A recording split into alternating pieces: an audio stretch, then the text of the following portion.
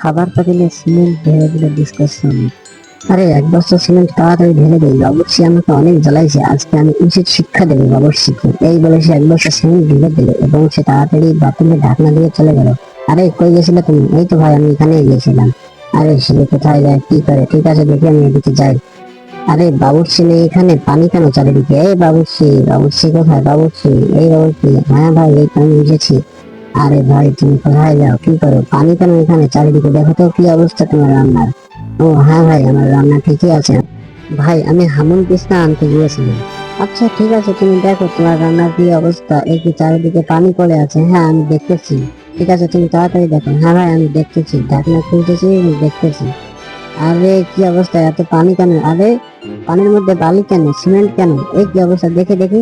আরে হ্যাঁ তাই তো, এখানে তো সিমেন্ট, সব সিমেন্ট। আরে বাবুর্চি এটা কি করলে তুমি? তুমি তো আমাদেরকে সিমেন্ট খাওয়াচ্ছ। আরে না ভাই, আমি তো সিমেন্ট খাওয়াচ্ছি না, এখানে কে জানি আমার সাথে দুষ্টামি করছে। আরে তোমার সাথে কে দুষ্টামি করবে এসব?